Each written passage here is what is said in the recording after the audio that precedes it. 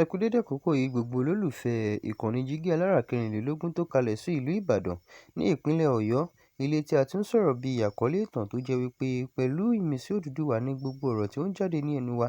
Ẹ̀yin olùgbọ́ wa dúpẹ́ fún bí ẹ ṣe ń bá wa lọ. Ojú tẹ fi ń wò wá kò ní fọ́, etí tẹ sì fi ń gbọ́ wa kò ní dì. Ajíbádé Emmanuel náà ni orúkọ ọmọ yín ọ̀rẹ́ yín náà ni. Àkórí ìròyìn tí mo mú wá fún yín lónìí ni àwọn agbábọ́ọ̀lù méje tí ilẹ̀ Áfíríkà ń fojú sọ́nà fún ní ìdíje ife ẹ̀yẹ àgbáyé 2026.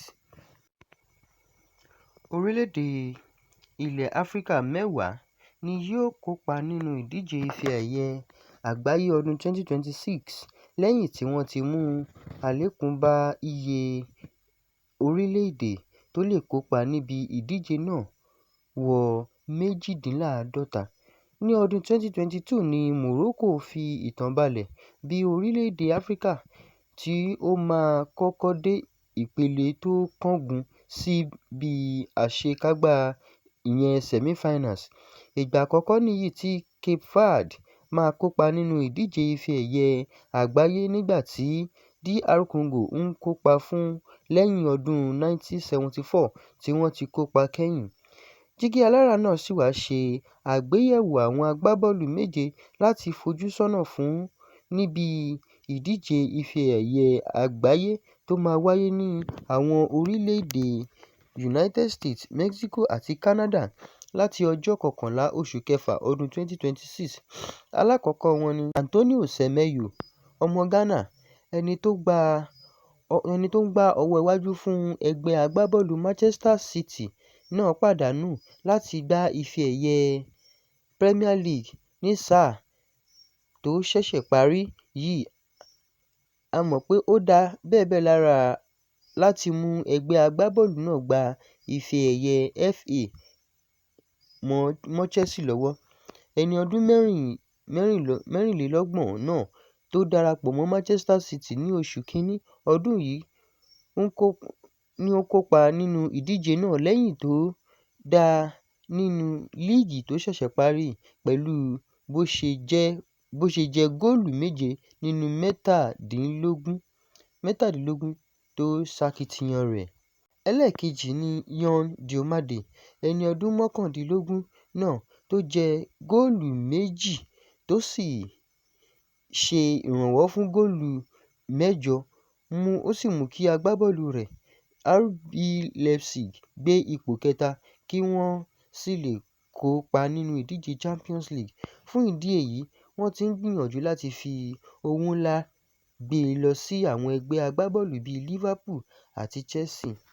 Ẹlẹ́kẹta tó sì ṣerú bí titi ẹ̀ náà ni Ronwen Williams. Ìgbà àkọ́kọ́ tí South Africa yóò máa kópa níbi ìdíje ife ẹ̀yẹ àgbáyé nìyí lẹ́yìn tí wọ́n gba bọ́ọ̀lù náà ní orílẹ̀-èdè wọn lọ́dún 2010. Ohun kan tí South Africa kò tíì rí ṣe pẹ̀lú bí wọ́n ṣe ti kópa nínú ìdíje fún bí wọ́n ti ṣe kópa fún bí ẹ̀mẹ́ta sẹ́yìn lọ́dún 1998, 2002 àti 2010 ni pé wọn kì í kọjá ìpele ìsọ̀rí látìgbà tí wọ́n ti ń kópa. Ìyẹn tó tún wá kàn lẹ́yìn rẹ̀ náà ni Brahim Diaz. Agbábọ́ọ̀lù fún Real Madrid yìí wà lára àwọn èèkàn tí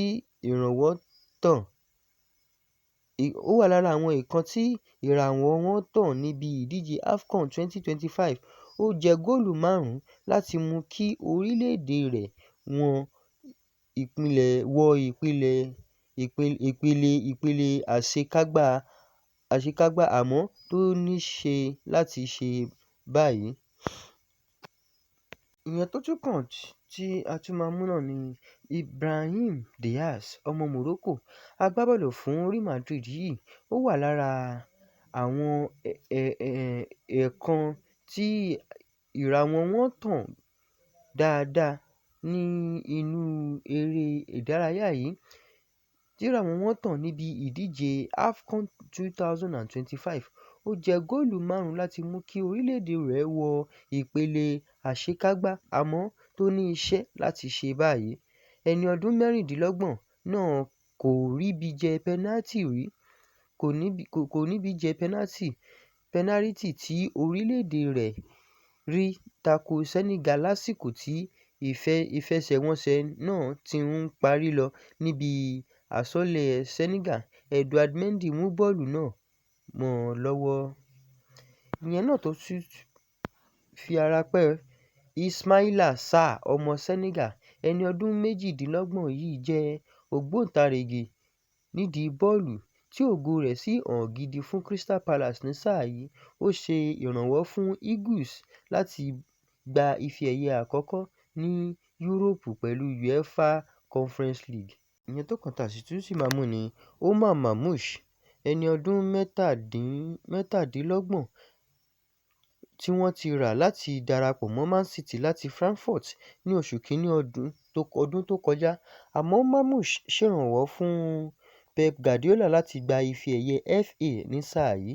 Ó wà lára àwọn agbábọ́ọ̀lù tó ń léwájú fún orílẹ̀-èdè Egypt tí ó sì jẹ góòlù 7 níbi ìdíje AFCON 2025.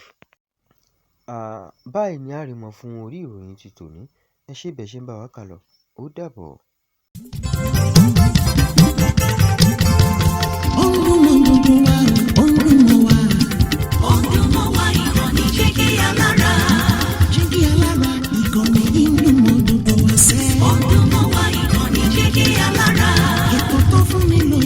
Ètò tó wà ní lọ́yẹ̀ wà ń bẹ̀. Ọdún mọ́ wá ìkànnì Jígí Alára. Ìròyìn lóríṣiríṣi tàbí mọ́ bó ṣe ń lọ láwùjọ.